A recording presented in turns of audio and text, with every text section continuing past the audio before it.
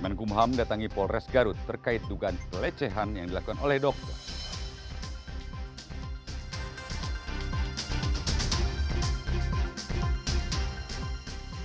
Majelis Disiplin Profesi Konsil Kesehatan RI memeriksa dokter pelaku pelecehan di Garut.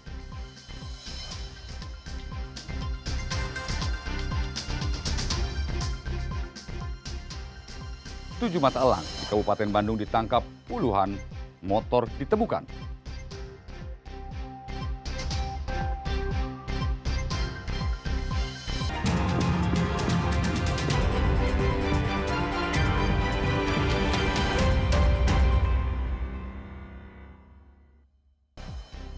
Apa kabar Anda hari ini, saudara?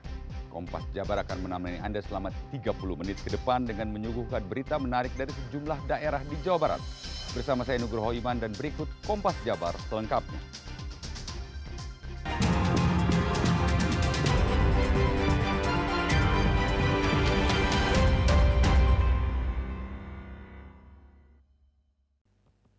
Polisi tetapkan terduga pelaku pelecehan yang berprofesi sebagai dokter kandungan di Garut sebagai tersangka. Polres Garut menggelar konferensi pers penetapan tersangka terhadap dokter kandungan yang melakukan pelecehan terhadap pasiennya di Garut. Konferensi pers ini juga dihadiri oleh Polda Jabar sebagai bentuk atensi dari pusat serta pemerintah daerah terhadap kasus kekerasan seksual, dengan melibatkan profesi dokter sebagai pelakunya yang belakangan marak terjadi. Polisi menyebut pelapor dari kasus ini merupakan korban yang berbeda dari video yang selama ini beredar. Dalam laporannya, tersangka melakukan tindak kekerasan seksual dengan modus yang juga berbeda, yakni dengan cara menawarkan jasa tindakan ke rumah pasien. Polisi menyebut berdasarkan pengakuan tersangka, paling tidak ia telah melakukan perbuatan bejatnya kepada 4 korban berbeda. Meski begitu, belum ada korban lain yang melapor ke pihak kepolisian. Terima kasih, mohon izin kami menyampaikan kronologis pelaku dalam hal ini dokter yang dikunjungi menawarkan untuk kunjungan praktek di tempat kediaman korban. Dalam hari ini pada kasus ini yaitu di rumah orang tua korban. Selang 3 hari pelaku dengan menggunakan ojek online itu datang ke rumah korban. Dilakukan pemeriksaan, kemudian dilakukan juga menyuntik tadi yang disampaikan oleh Bapak Kabid Humas, dan pembayarannya itu dilakukan di tempat tinggal pelaku. Polisi mendorong para korban untuk melapor agar kasus asusila dan perbuatan tersangka ini dapat terbuka, sehingga tersangka dapat dihukum seadil-adilnya. Polisi juga memastikan akan menjamin hak-hak serta kerahasiaan identitas korban.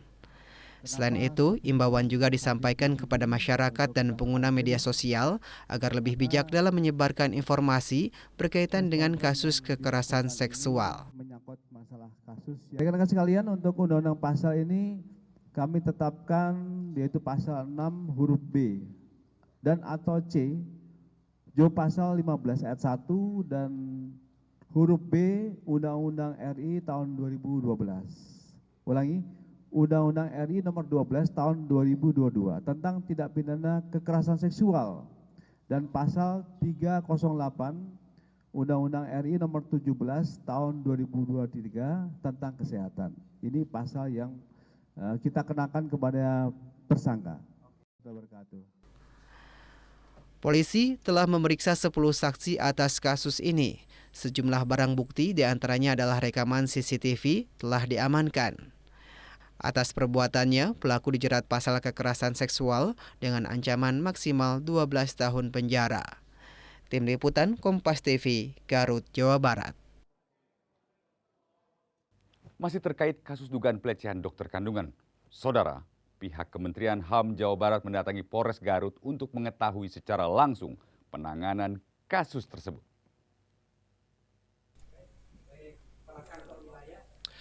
Setelah kasus ini viral dan menyedot perhatian publik, Kementerian HAM Jawa Barat akhirnya mendatangi Polres Garut untuk bertemu langsung dengan dokter kandungan pelaku pelecehan serta guna mengetahui penanganan kasusnya.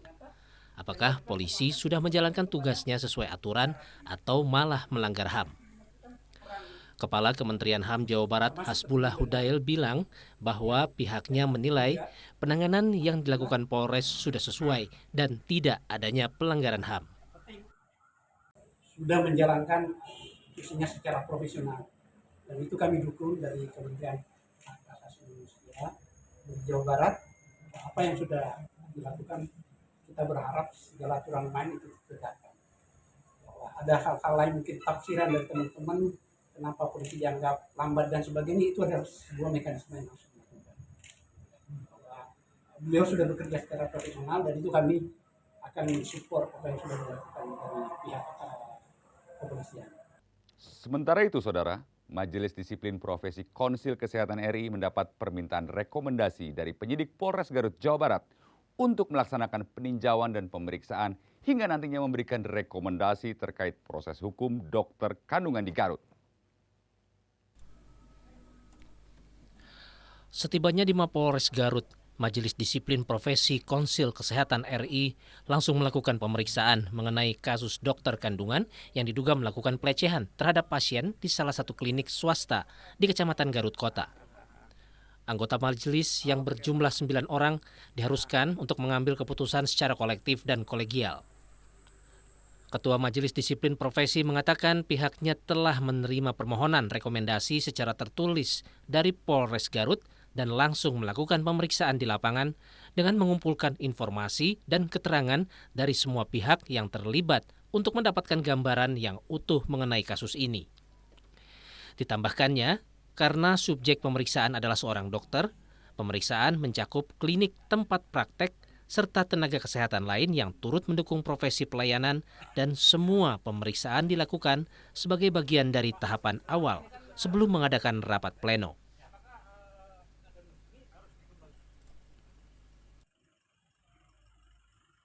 Sesuai dengan Undang-Undang 17 tahun 2023, khususnya dalam pasal 308 ayat 1, ketika tenaga medis, tenaga kesehatan itu diduga melakukan pelanggaran hukum, itu dapat dikenakan sanksi pidana.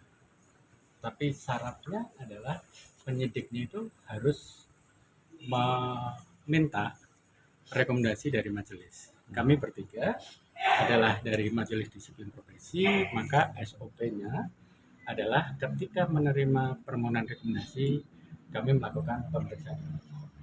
Nah, hari ini mulai dari jam 10.30 tadi, kami sudah melakukan pemeriksaan ke pihak-pihak terkait yang itu bisa kita mintain keterangan dalam memperjelas bagaimana sebenarnya kejadian yang benar, khususnya yang terkait dengan pelayanan kesehatan. 7 mata elang di Kabupaten Bandung ditangkap, puluhan motor ditemukan. Informasi selengkapnya akan hadir setelah jeda, tetaplah di Kompas Jabar.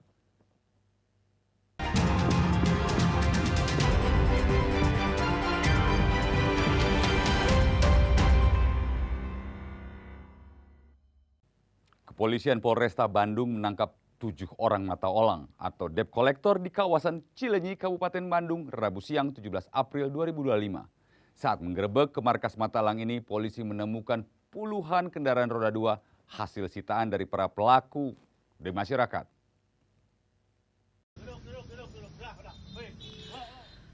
Dalam video amatir yang direkam petugas Satreskrim Polresta Bandung memperlihatkan detik-detik penggerebekan markas mata elang atau debt collector di kawasan Cileunyi, Kabupaten Bandung, Rabu siang 17 April 2025. Saat petugas menggeledah markas mata elang ini, petugas menemukan puluhan motor yang diduga hasil rampasan para pelaku. Bahkan tidak sedikit kendaraan yang diduga tidak dikembalikan ke pihak leasing yang mengalami kerusakan. Dari hasil kegiatan yang kami laksanakan saat ini, ke-7 orang tersebut saat ini sedang kami lakukan pemeriksaan secara intensif, yang mana kami akan cek terkait dengan legalitas PT tersebut, yaitu PT Putra Asmoro Jaya, sebagaimana pengakuan dari salah satu pemilik dari PT tersebut merupakan perusahaan debt collector.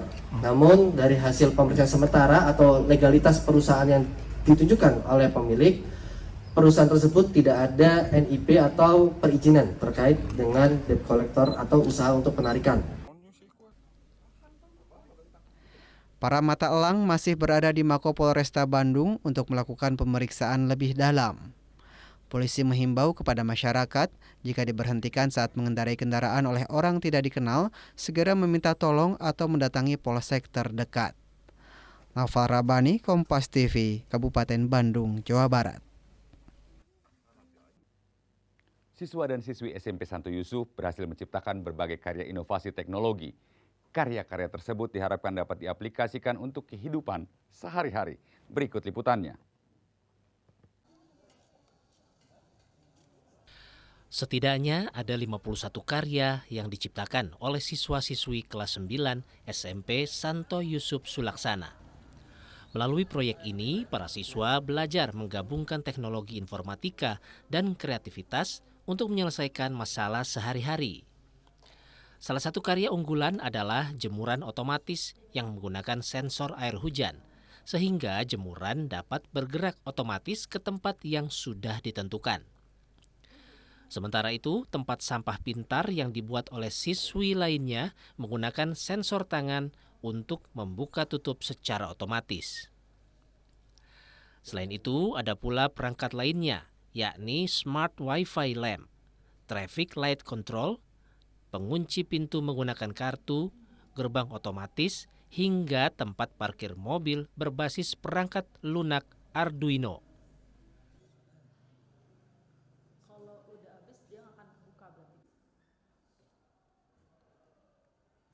Kan saya suka bermain mobil-mobilan seperti ini gitu. Saya suka kayak pengen nih permainannya jadi lebih asik gitu. Jadi saya ya bikin ini aja gitu biar kayak permainan juga lebih seru gitu.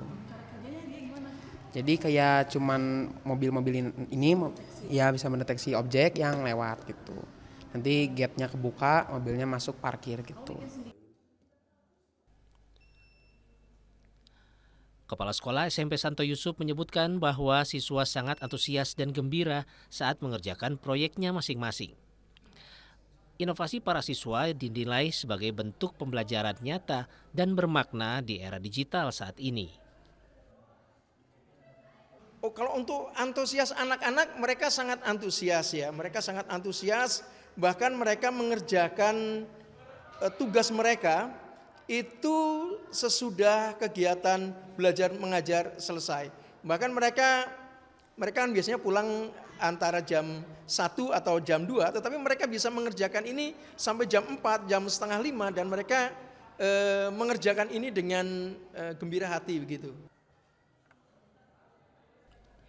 Inovasi-inovasi yang dihasilkan siswa dan siswi SMP Santo Yusuf ini menunjukkan bahwa generasi muda Indonesia memiliki potensi besar dalam mengembangkan teknologi untuk kehidupan yang lebih baik. Dengan bimbingan yang tepat, kreativitas mereka tak hanya menjadi kebanggaan sekolah, namun juga dapat memberikan manfaat nyata bagi masyarakat. Ninda Destiani, Reza Pratama, Kompas TV, Bandung, Jawa Barat.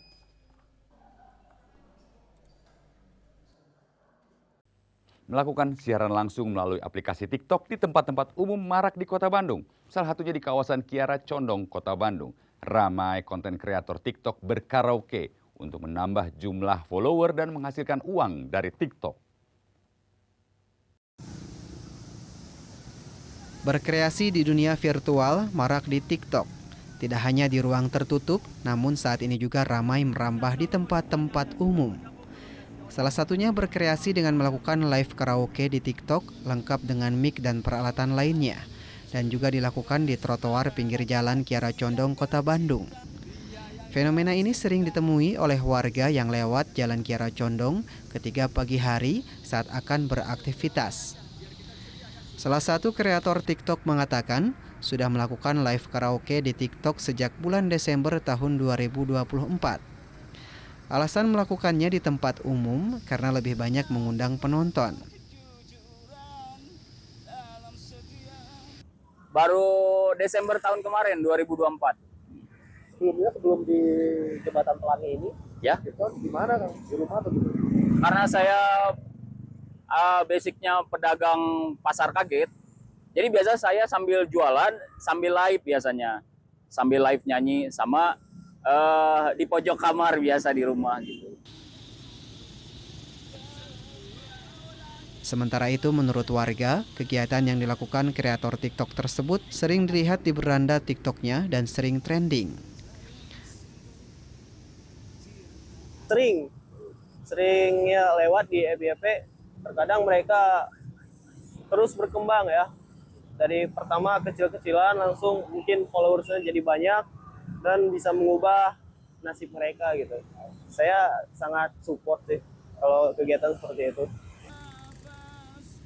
Tidak hanya sekedar live karaoke di TikTok, kegiatan tersebut juga menghasilkan cuan dan saweran penonton, sehingga hasilnya bisa untuk tambahan pemasukan. Tim Liputan Kompas TV, Bandung, Jawa Barat. Informasi dari dunia olahraga akan segera hadir, tetaplah di Kompas Jabar.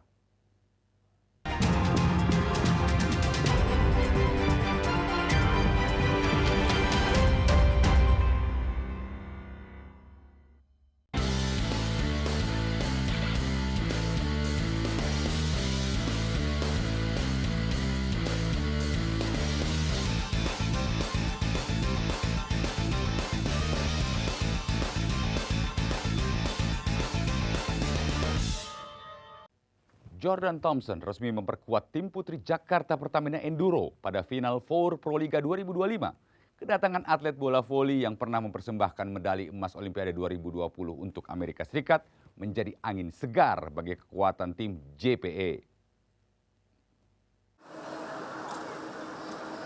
Atlet bola voli putri asal Amerika Serikat, Jordan Thompson, tiba di Indonesia pada Rabu siang di Terminal 3 Bandara Soekarno-Hatta. Kedatangan atlet dengan tinggi 193 cm turut disambut oleh jajaran pengurus sekaligus Wery Prayogi, chef de mission tim Jakarta Pertamina Enduro. Secara simbolis, jersey bernomor punggung 23 diberikan untuk atlet bola voli 27 tahun sebagai tanda resmi bergabungnya atlet yang pernah mengantarkan Amerika Serikat meraih medali emas Olimpiade 2020 Tokyo. Kedatangan Jordan Thompson menambah kepercayaan diri tim JPE untuk berebut gelar juara pada musim ini.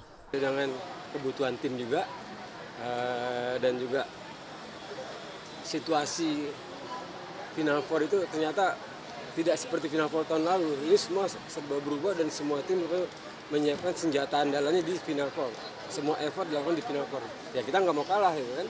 Pada saat kebetulan kok ada peluang dapat Jordan Thompson, saya kejar. I think of course I would like to help my team win the championship. This would be a dream. I think of course it will be a challenge. No path to a championship is ever smooth or easy, and so I know that there will be challenges, but I'm ready to help the team in any way I can. I'm so excited. I can't wait. Rabu sore, Jordan Thompson bertolak ke Surabaya untuk kemudian menuju ke Kediri. Final Four Proliga 2025 akan berlangsung pada Kamis 17 April 2025. Jakarta Pertamina Enduro akan menghadapi Jakarta Electric PLN di Gor Jayabaya, Kediri. Rinin Taniken, Wandi Hansen, Kompas TV, Tangerang, Banten. Menjelang Piala Sudirman 2025, PBSI memilih Indra Wijaya sebagai pelatih kepala tunggal putra, menggantikan Mulyo Handoyo yang sebelumnya mundur karena alasan kesehatan. Kehadiran Indra diharapkan mendongkrak prestasi Jonathan Christie dan kawan-kawan, khususnya pada turnamen internasional di sepanjang 2025.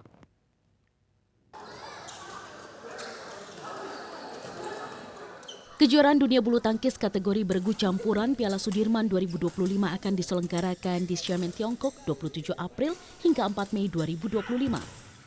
PP PBSI pun terus matangkan persiapan skuad Cipayung, salah satunya di sektor tunggal putra. Terlebih tunggal putra Indonesia kini dinahkodai Indra Wijaya untuk menggantikan pelatih utama Mulyo Handoyo yang tak lagi menjabat pelatih kepala utama tunggal putra. Menjelang Piala Sudirman pada akhir April, Jonathan Christie masih menjadi ujung tombak tim Indonesia yang kini dibantu Alwi Farhan dan Muhammad Zaki Ubaidillah. Di grup kan kita ada Denmark sama India. Nah itu. Jadi tetap ujung tombaknya ya memang di Jojo. Kesiapan anak-anak seperti Alwi, Ubed, kenapa kita bawa untuk proses regenerasi supaya mereka juga dapat ngerasain pertandingan gede itu seperti apa gitu. Yang muda-muda itu memang harus dikasih jam terbang lebih gitu. Bagaimanapun juga jangan dilihat hasilnya mereka gitu, tapi gimana mereka berprosesnya. Itu yang saya rasa cukup penting, dan saya rasa juga pasti mereka dapat banyak hal lah dari kesempatan ikut tanding di Sudirman Cup. Indonesia berada di grup D bersama Denmark pada Piala Sudirman 2025. Denmark dan Indonesia pincang usai tak diperkuat andalannya Victor Axelsen dan Anthony Ginting akibat cedera.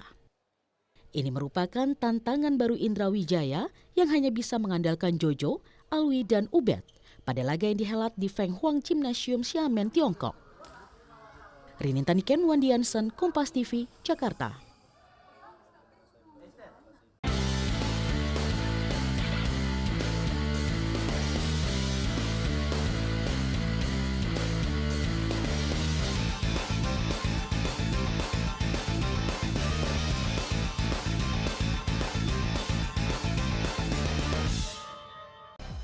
Saudara, tak terasa sudah sampai di penghujung perjumpaan kita hari ini. Segenap kru yang bertugas pamit undur diri. Jumpa lagi esok di jam yang sama. Sampai jumpa.